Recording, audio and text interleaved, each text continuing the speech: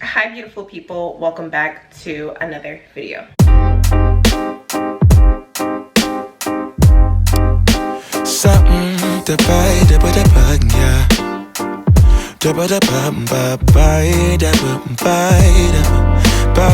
Today's video is a topic that I have been really wanting to get into because I have been dealing with secret competition from various people in my life at different times in my life. It's really important to not have this type of negative energy and competitive spirit around you, especially while you're trying to grow, change, while you're just trying to be you. It is essentially very important to not have this energy around you, especially if you are not a competing, hating kind of person. I feel like secret competition is very sneaky. It's a very sneaky energy. People can put on a good face and say all the right things. The vibe can actually be like right and cool. At some point in time in your relationship with this person, you find yourself always second guessing yourself about certain energies and certain things that you peep and pick up on. You start to think, okay, am I tripping? You start to analyze the conversations, you start to analyze the reactions of these people, and you always seem to go back to, well, we had this good time and you know, this person was there for me in this situation, and you just start to really rely on the past to validate you keeping a relationship with them. So today's video, we are going to go over the signs that these people are in secret competition with you. Honestly, what you could do, I'm gonna give you a little spoiler alert.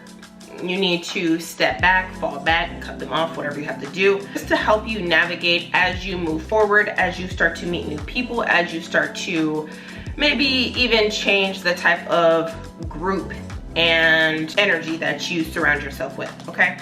Energy doesn't lie. Some people can be very good at manipulating their energy, but essentially what you feel and what you pick up on, it doesn't lie. That's number one with you second guessing yourself, with them gaslighting you. If you do address it at some point in time, energy doesn't lie. I just want to preface this video with that. Typically, these people have this secret animosity, secret competition with you. It generally comes from a place of insecurity, projection, feeling some type of way, or even some type of entitlement toward the person that you are, toward your accomplishments, toward just the way that people receive you, all of these things, right? I don't want this video to come across as this is only tailored toward the typical standard ideal of success. This does not only apply to people who are tackling their goals and everything else. I always felt like the people who I felt like were in competition with me, like I wasn't participating, I always felt like, but they're beautiful as well, but they're successful, they make more money than me, they do this, they do that, XYZ, right? I really had to learn, which you have to learn as well. People are not always in secret competition with a certain aspect of your life. Let's say your career. They may not be in competition with your career,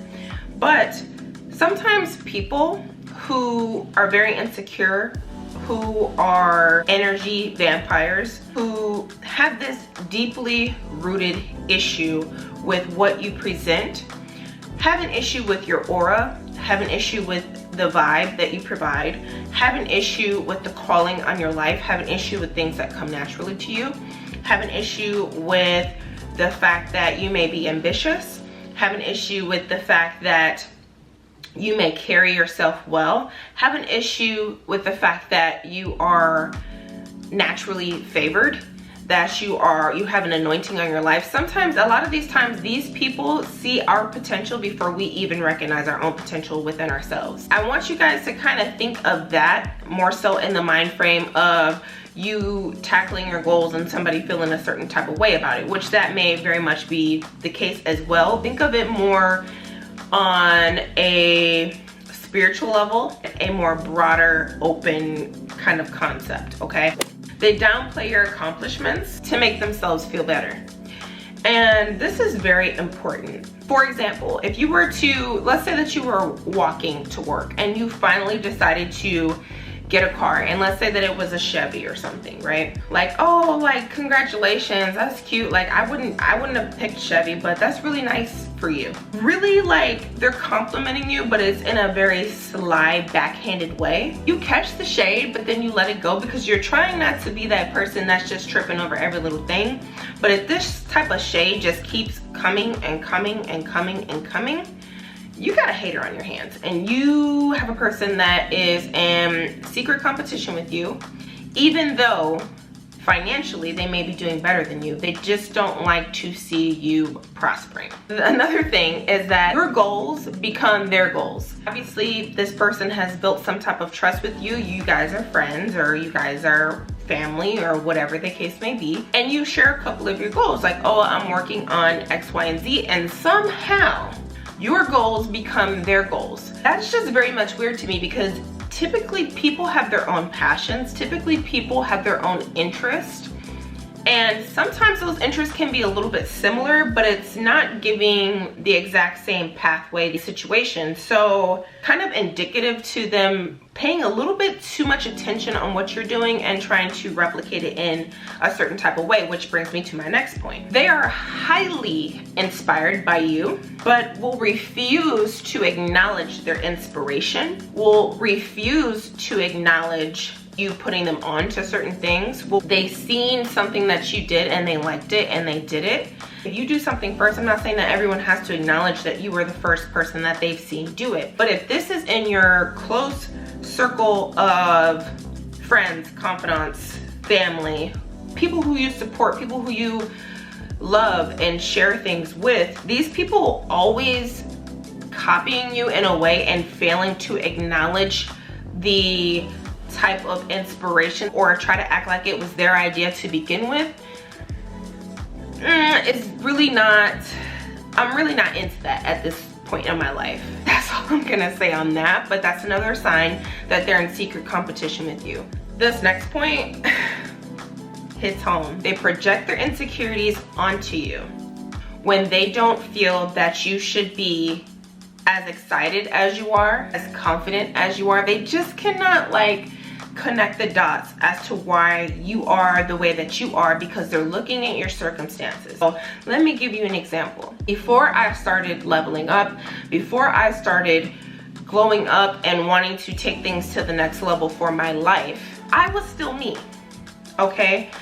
A lot of things that have happened externally for me happened after the fact that I started to be more confident, happened after the fact that I started to be more detail oriented with my life. All started internally, and then externally things manifested. When I started to really grow inside, to really think highly of, you know, what God was doing in my life, to really internalize, at this time, internalize the word, and knowing that I'm beautifully and wonderfully made, that I am successful, that these affirmations just started to flow out of me, but they hadn't yet all the way externally started to show yet. And in the stage that I was in, I felt the energy from certain people that I didn't deserve, that I thought that I was all that and wasn't.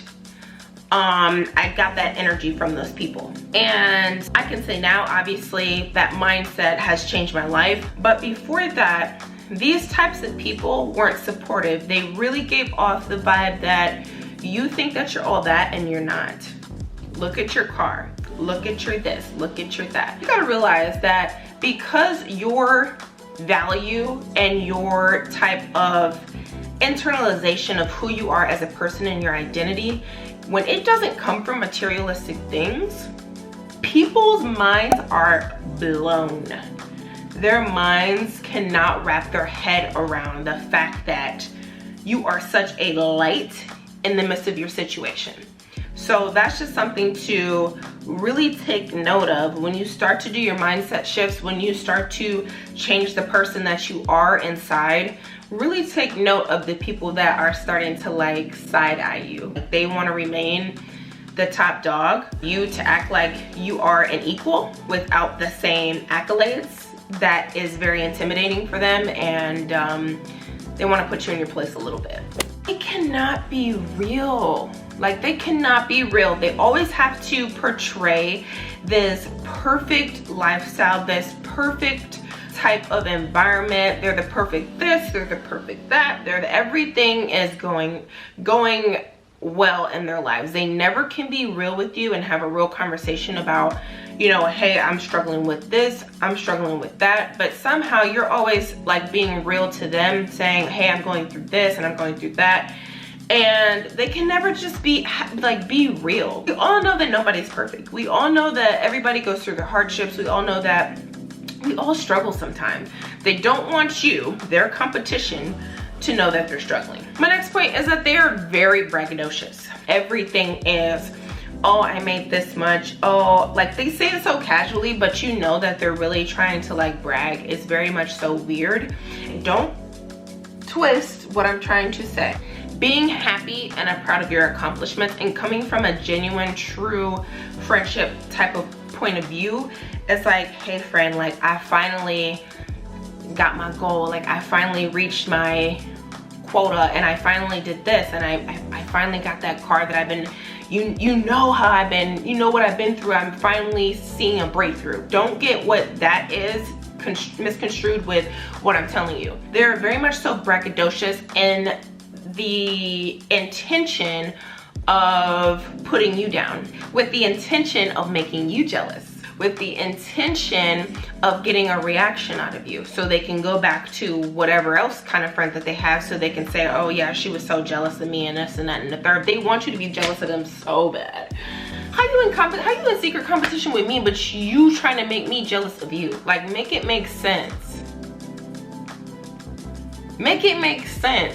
You always want to be happy for people. Like, even though you know that it's coming from a place of shade, coming from a place of trying to put you down, intentionality is everything, okay? So even though you know that the intention is not good from what they're telling you, you always want to remain graceful and always want to remain truthful. That is an amazing accomplishment, because usually it is, okay? That is an amazing accomplishment.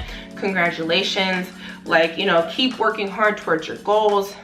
You know, just always remain cool, calm, and collected, because these people will literally take whatever reaction that you may have and try to twist it to feed their own agenda. One thing about a friend and an enemy: a friend will keep you close, but an enemy will keep you closer. Enemies love to study your moves. They love to know about your next moves. They love to know about your past mistakes, and so on and so forth. So yes, these people do want to be close to you. They do want to genuinely know about what's going on with you. How are things here? How is your mother? How's this? How's that, right? They always want to act genuinely concerned, but at the end of the day, they're just trying to keep tabs on you so that way they can quote unquote stay ahead of you. Like I mentioned before, they say the right things, but deep down inside, you know that they don't feel it. Oh my God, I'm so happy for you. Wow. And then when you bring it to their attention, it's like, oh my, I said that I was happy for you. I said that I was proud of you. Gaslight, gaslight. Now mind you, we all go through things. You could have been going, like, okay, for instance, when I'm going through something, right? Whether that be with my family, whether that be with my career, whether I am stressed out financially, whatever it is, when a friend of mine that I truly love and that I truly support, when they tell me something good that is happening to them, I feel like it's happening to me. When you have that disconnect with somebody who you have a relationship with, it just gives very much so we're not emotionally connected. We're like water and oil. We are not mixing. We are not on the same wavelength. We are not on the same vibe. Like, it's just not giving what it needs to give. Have you ever noticed that these people who are in secret competition, that they thrive and they are so much happier being surrounded by people who are doing less than them? Obviously perception, right? Who they perceive that are doing less than them, who they perceive are less successful than them, who they perceive aren't as wise as them. They love to be around this type of crowd because of these insecurities that they have, to stand alone, to be confident in who they are no matter who they're around. They don't have that capability. They flourish and are so happy around people who are doing less than. And when they meet somebody like you, who is a goal-getter, who is has high expectations for themselves, who looks good, who carries themselves well, who smells good, who presents well, who is articulate, who is intelligent, who is kind and virtuous and respectful and has manners and has all of these things, right? They cannot begin to process that and begin to handle that because they are intimidated by people who vibrate at a higher frequency. They side-eye you and feel a certain type of way about you looking nice in different spaces. So let's just say that you were meeting up with your friend group to go somewhere and you just decided to throw on a nice t-shirt, some accessories, put on a little bit of makeup, minimal, put on a cute sneaker, like literally doing the most casual, cute little outfit, right? Because if you're anything like me, we live in athleisure, we live in our work attire, we're constantly working. If not, we're in our pajamas. Like, you just want to be cute every now and then, not to stunt on others or to make others feel like they're not up to par, anything like that. You literally are just doing it for yourself. There's nothing better than getting cute and going out and socializing and all of those things. So to have a certain type of person that feels a certain type of way about you, putting an effort into yourself and thinking that you're doing that to garner attention, thinking that you're doing that to make them jealous, thinking that you're doing that because you want to stunt, you're weird. You're very much so weird. So how am I supposed to be a person that is supposed to show my self-love, show my self-care, and enjoy myself and enjoy my labor for all the things that I do throughout the week, throughout the years, and just want to put on a little cute outfit and you feel a certain type of way about that? I don't need to be around you.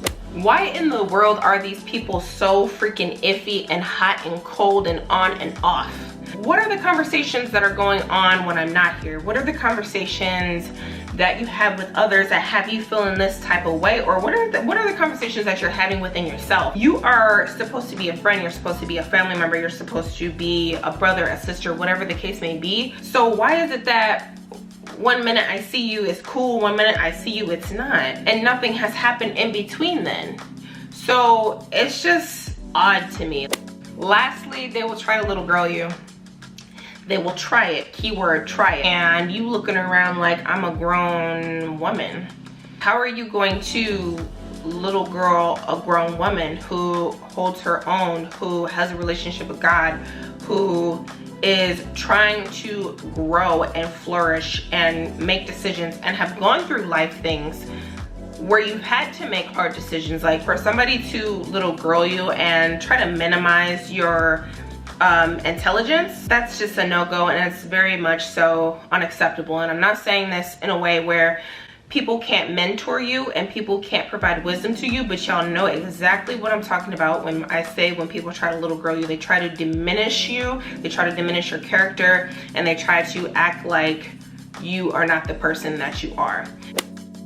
What you need to do moving forward, after I already told you all these characteristics, and I know for some of y'all, each point is gonna hit home. Each point is gonna remind you of a specific type of person in your life, and this is what you need to do. Number one is, do not under any kind of circumstance compete with these people. Like we've always said, comparison is the thief of joy.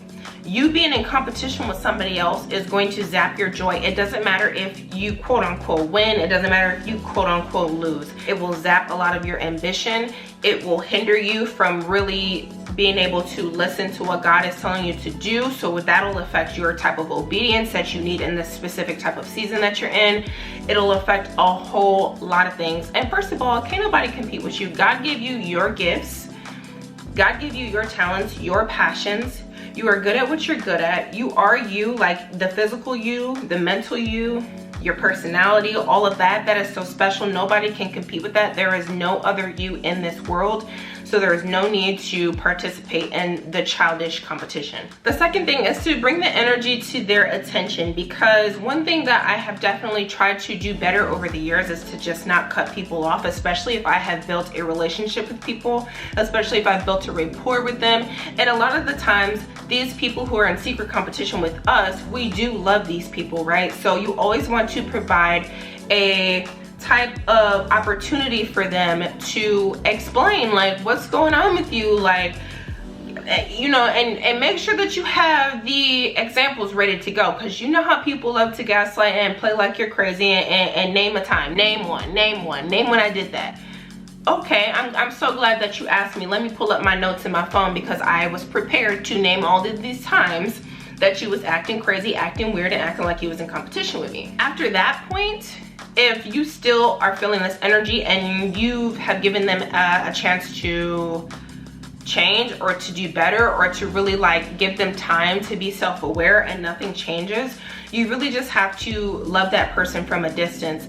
I have heard from a book that I have read, I believe it was Relational Intelligence, and I read that book a long time ago, but basically build bridges, don't necessarily sever, you know, a complete relationship, because down the road this person may be a person that you can come back to after they grow, because people can grow, people can change, and you don't want to diminish that. But at the same time, in your current season in your life, you cannot afford to have negative, competing, jealous, envious spirit around you. Mind you, I do want to be very clear that this is a spirit. You're not having this issue with this person, you're having an issue with this spirit that they are living with, that, and it's not even personal. Sometimes they take this type of attitude with different types of people in their life, and it's just not good. And you can see that their relationships aren't growing and flourishing and truly being authentic.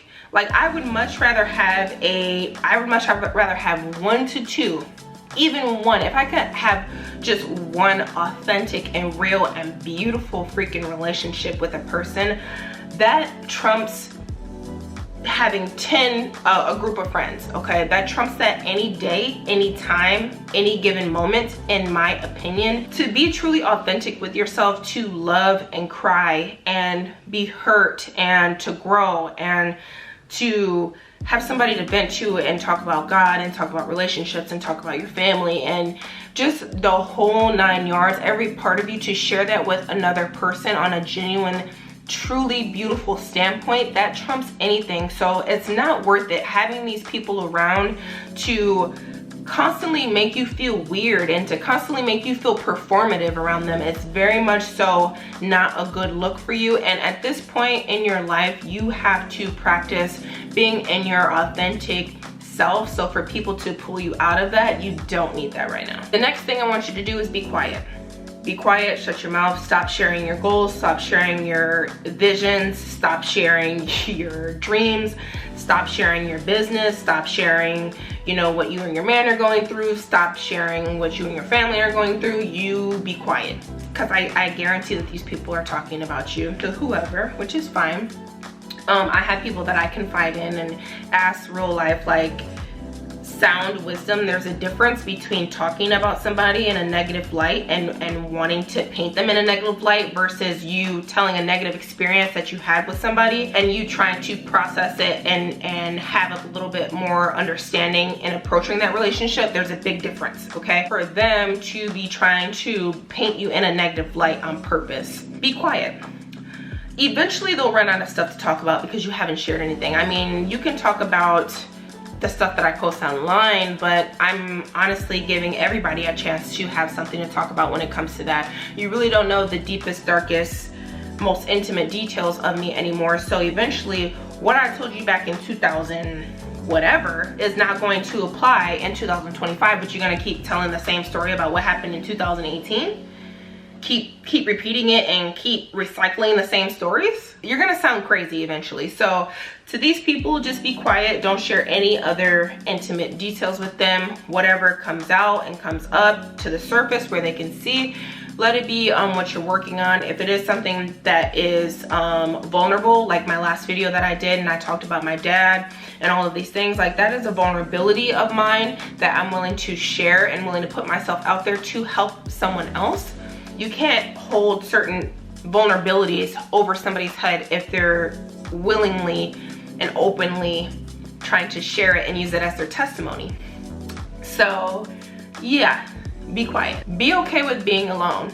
This is really, really important because I have always been a loner low-key. Like, I've always had different type of friends and groups and people that I've always had fun with and vibe with, and I still love to this day. But deep down inside, I have always been a loner in my own right. And I think that God was preparing me for that, for the very season and the very purpose that he has me willing to do, is because I'm willing to step out on faith alone. I'm willing to work hard for my goals alone. I don't need a cosign. I don't need somebody in my corner cheering me on day to day, telling me I need to do this, telling me I need to do that. I am self-efficient. I am self-proficient.